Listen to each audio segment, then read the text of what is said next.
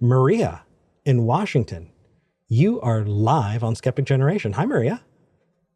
Oh my God, I am so excited. I am so happy to see you back in the Yay. channel. I am glad that you took the time that you needed, but it is very good to see you back.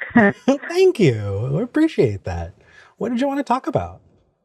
So I have a question that I don't necessarily know my position on.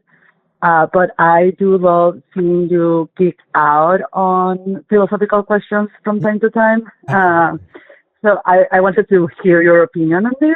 Okay. So basically, like, we know that there is like difficult moral questions, right? Like, I can go to the most simple example, like the trolley problem. Would you like full deliver or not? Or things like that, or like maybe a little bit more complex, like, oh, is it what the justice system should look like for someone that did a very heinous crime, like murder someone? Like, is it morally justifiable to search retribution, or should we just like focus on that person just receiving like tools to go back to society, and Yeah. I'm lacking the word. So But basically, I can help with that one. It's whether or not it's punitive, right? You're punishing them, or whether or not it's rehabilitative, where you want to yeah, rehabilitate them into a functioning member of society again, and put them back as somebody who can not be damaging to the community that they're in. Yeah, go ahead. yeah. So all these moral questions, in my opinion, depends a lot on like the point of view of whoever is answering. Like, they are not necessarily like, there's not a objective truth to them. There's not like a correct answer. But I think that speaks to our inability to be completely objective. Like, we're all affected by our experiences. So my question to you is basically, do you think if there was out there an entity, which I don't believe in, but an entity that could like see all information, be perfectly objective, do you think that these moral questions have like an objective truth that like if an entity existed that could like gather all the information necessary to answer them, could like answer in a satisfactory way? Yeah. Oh Um, my gosh. Okay, the jacket is coming off for this. I love this question. Okay, so let's dive in. Is there more that you wanted to add, or can I start to respond here? yes, no. I think that that's the crux of my question, and I don't know how to answer it myself. I Yeah. have like Okay, so dabbling with this. I can tell you what I got. Okay. Mhm. So the first is we have to talk about what truth is. Do you have a definition for truth whenever you talk about something being true? So here's something that it goes a little bit why I'm talking about moral questions instead of like naturalistic questions, right? Mhm. Because I feel like I have seen many other YouTubers, and apology, I think, is the one that approached that this like definition of truth is like, oh, that adheres to reality, like that gives you like repeatable answers, or seems to like uh have like evidence in nature. But yeah, so I feel like that definition of truth goes towards answering things like that happen in nature, if Yeah. that makes sense, but doesn't give you like, oh, what is truth about questions that are more about like, Moral. what is the correct thing to do? Yeah, Yeah. yeah. Okay. So I would love to hear your definition of truth. no, you got mine. So other people have different ways that they define truth, but I'm right there. I think that what is true is that which comports to reality, right? Because you can Mm, check it against reality, and if you check it against reality, and those things are the same, cool, it's true. If you can't, it's not. Um, but that does only get into the world, right? We have other things that we talk about that aren't necessarily something that you can put under a microscope.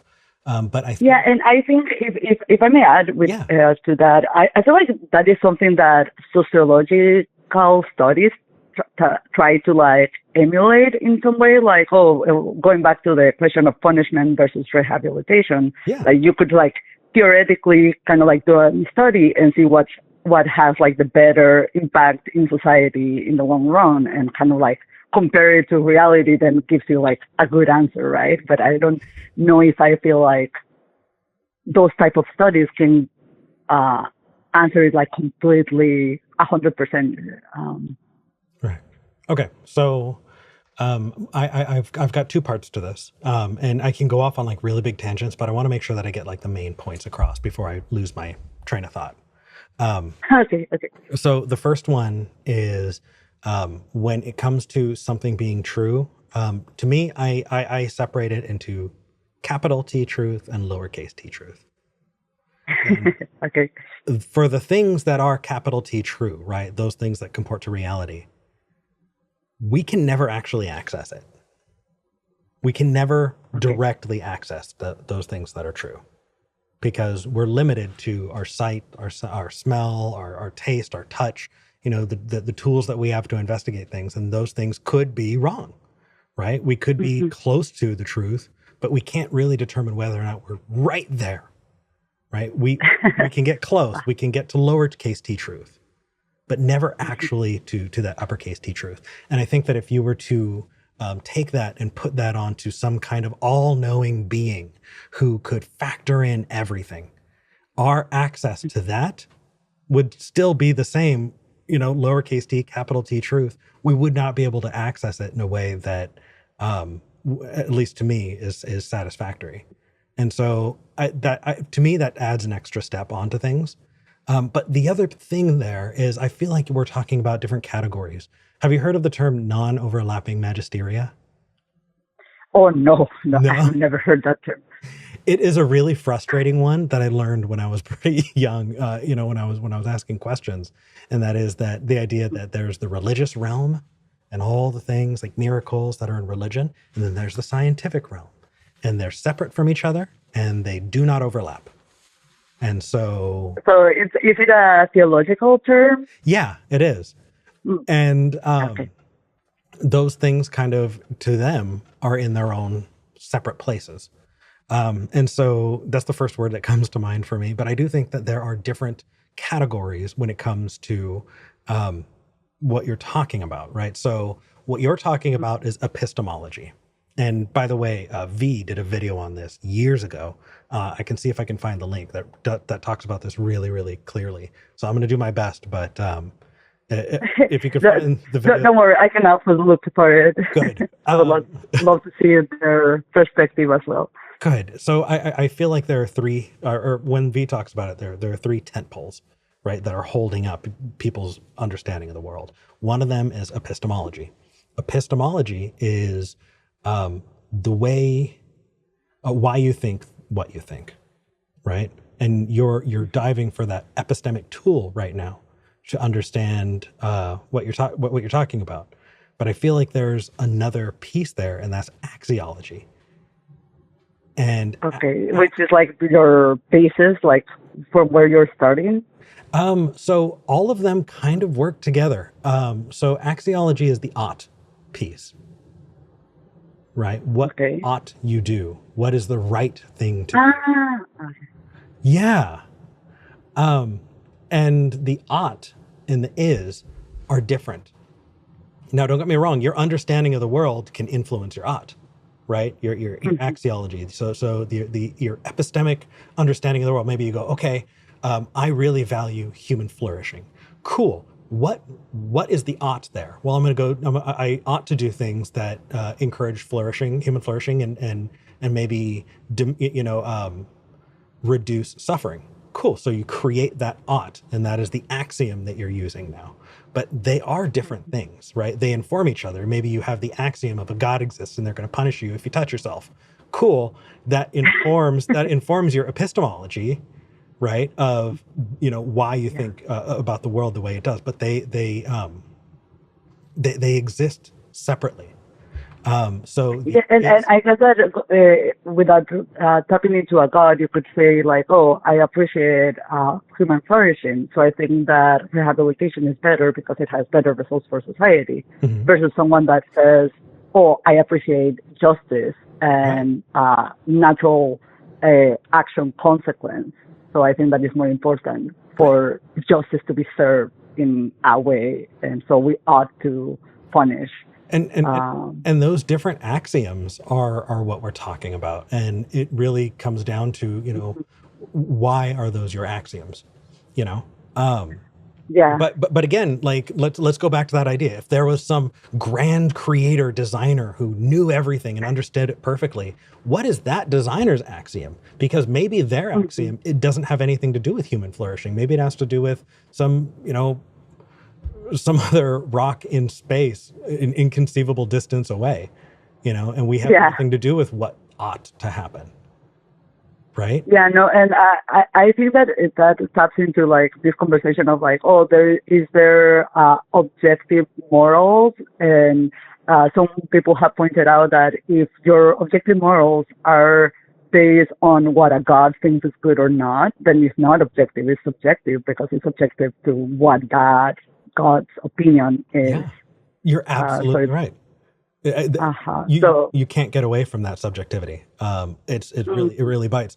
But the better solution, at least that I think, is, we just define objective to be something that we're all agreeing on, right? It is something that we all want to happen. And so, that objective is created by us. I don't think objective morality needs to come from some divine command, you know, Yeah, yeah, because yeah, and I cannot imagine entity that has all knowledge and is also like free of subjective opinion by itself. Like I don't even know how that would look like. I feel like a any kind of being that was that did not have axiom would not be able to act. It would be a statue, you know?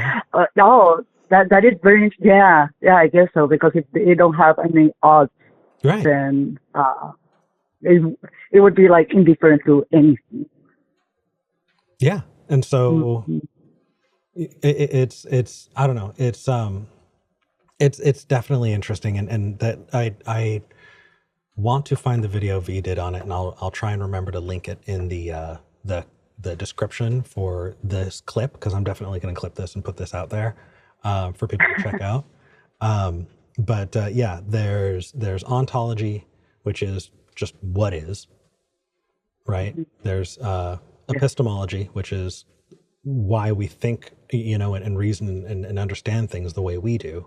And then there's axiology, which is, what ought. And all of those things inform each other, and hold each other up, and kind of create the framework that we base our understanding of the world on.